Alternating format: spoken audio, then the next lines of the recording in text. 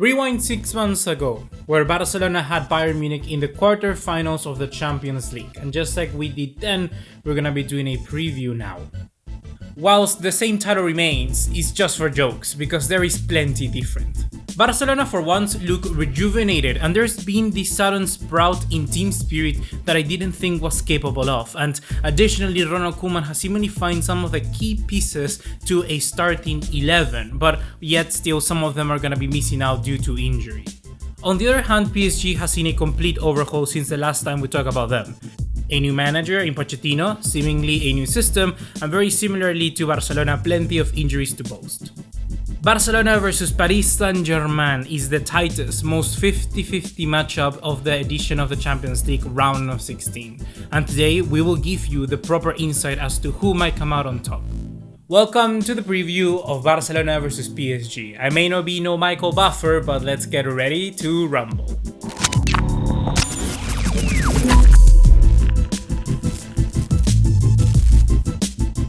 What's going on, guys? ¿Cómo están? BugaLuis here, and welcome to another episode of Unfiltered. And I don't know about you guys, but the game of Barcelona versus Sevilla, the loss that they suffer, really left me nervous. After a consistent 10 wins out of 11 games, Barcelona just had to go out the right in the Copa del Rey and drop it. The game against Sevilla was truly underwhelming in my opinion, and whilst in the second half Barcelona showed some sort of reaction, they still were far from ideal in terms of productivity and cutting edge. The attacks from Koeman's men were flat and ineffective, despite the large amount of possessions that they had in the second half.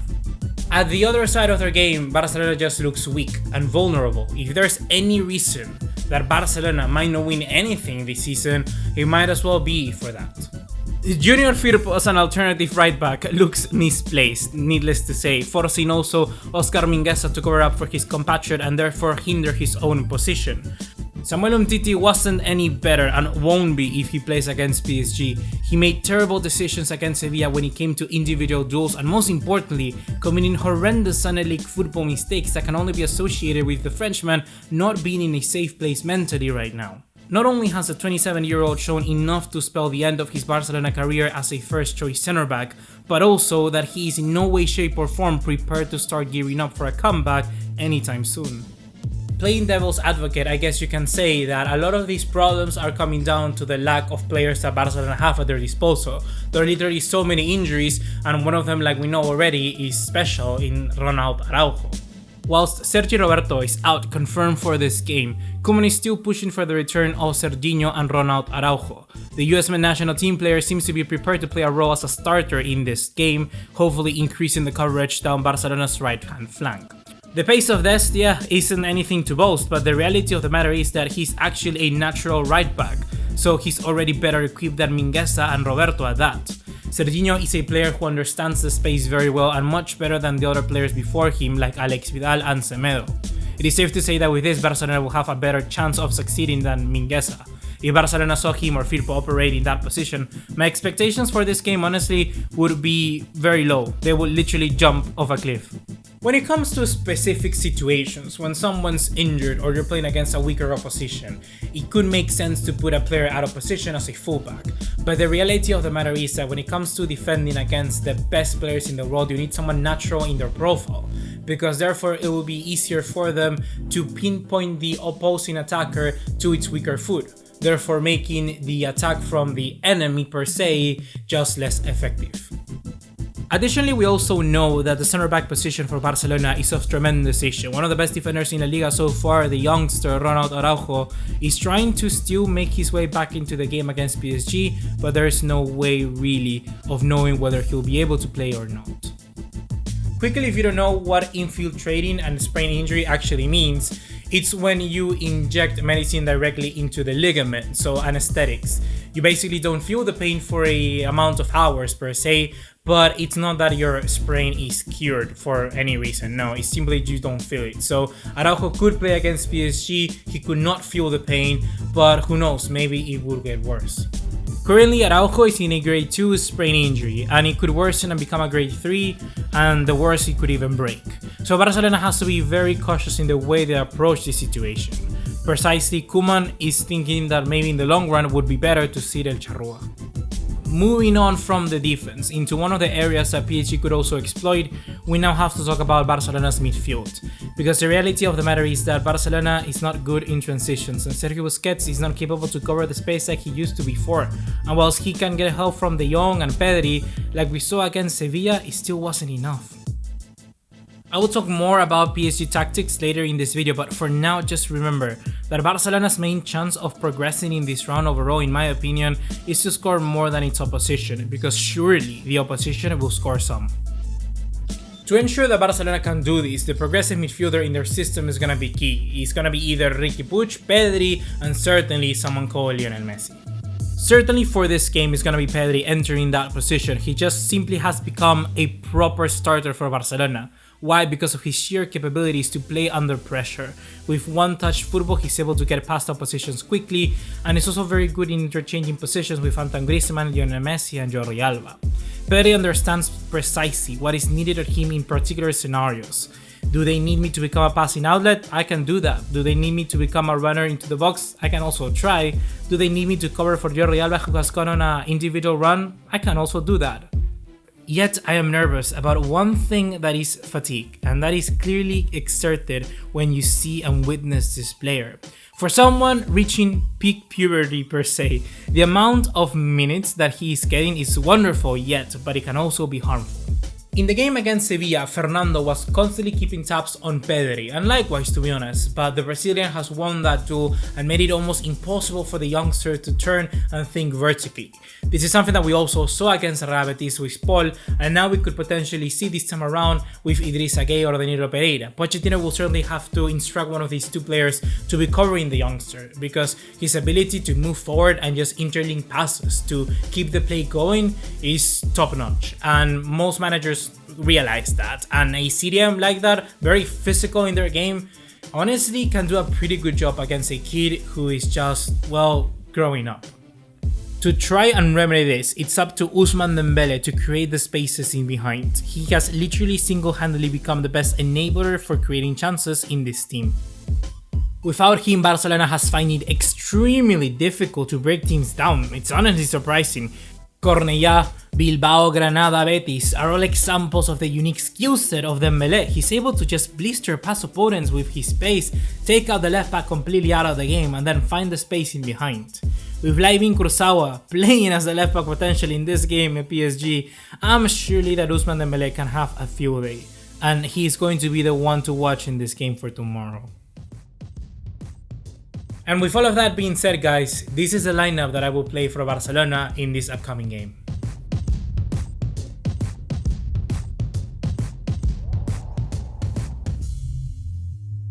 Turning the page and now talking about the away team in Paris Saint-Germain, I am yet to be impressed by them and their new manager in Mauricio Pochettino.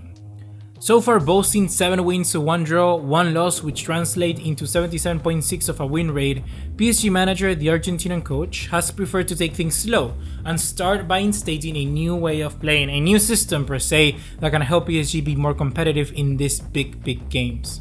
This PSG side reminds me a lot to the team that Tottenham were in the final seasons of Pochettino. Why? Because we're seeing a team that is very comfortable in adapting to the necessities of the opposition that they're facing. So if you take a look at the 10 games that Pochettino has had so far with PSG, for playing opposition in the top half of the league table, they're winning 1-2-0. When you take a look at what they're doing against the lower half, then they win 3-0, 4-0. This is a team that is very good defensively, and they pressure all together like a collective. And when they have the opportunity to go in the counter, that's when they push their men forward and basically gain ground. The constant pressure collectively from the team is insane, honestly. They win every second ball, and that is something that Barcelona really struggles at, so they must be on point. If the entire PSG side was fit, Pochettino would play a 4-2-2-2, with Neymar and Angelito doing the creative work to pin the balls to Icardi and Mbappe.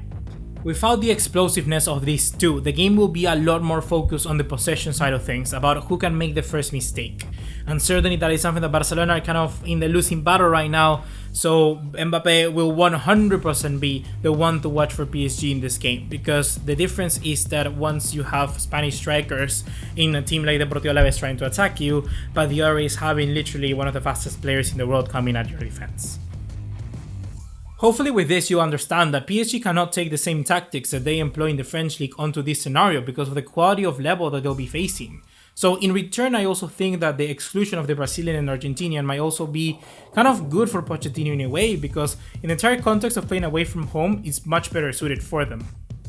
So with this, it's yet another reason why this game is more 50-50, because more often than not, you will say that one team taking the initiative will be better for one and then worse for the other, but in this scenario, it's actually good for either of them. If Barcelona take the front foot, then it's going to be better for PSG and it's going to be better for Barcelona. So, like I say, keep your eyes on this one. Do not watch Liverpool versus Leipzig. We all know who's going to win on that one, right? So, this game, for me, it just has 50-50 written all over it. If you're a PSG fan and you want to let me know more about how your team actually plays in the comment box down below, give us insight right there. But with that being said, here is the lineup that I think they're going to be coming out, and it's precisely the same that they play against Sky.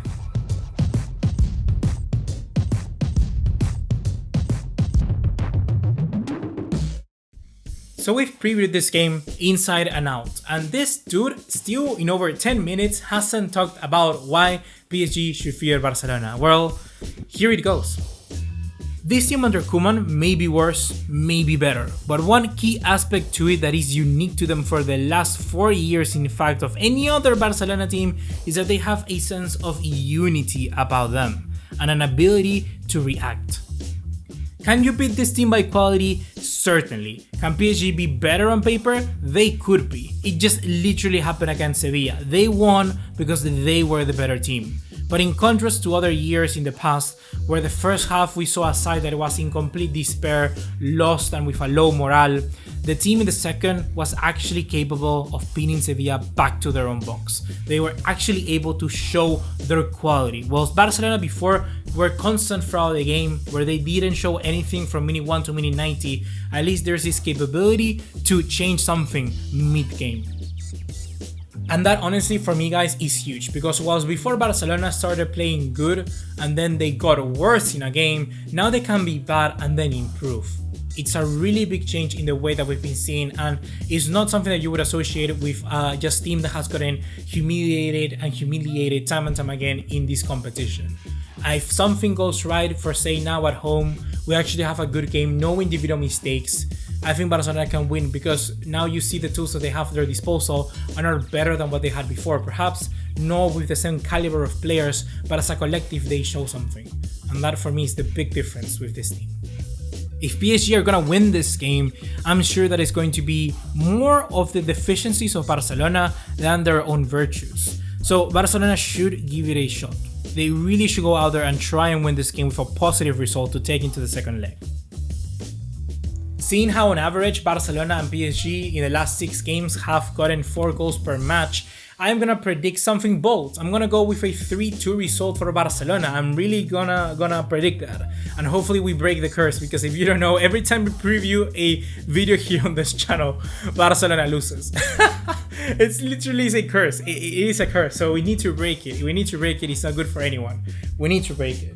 This tie is so 50-50. Like, not even the game, the tie overall. These 2 games are gonna be very, very balanced. Really, you should check them out. I think that people are not gonna give it the credit that it's due, but with these 2 teams in the situations that they are now, they're more equal than ever. So yeah, go ahead and watch it. I cannot wait. See you in the next one. Take care. Ciao, ciao.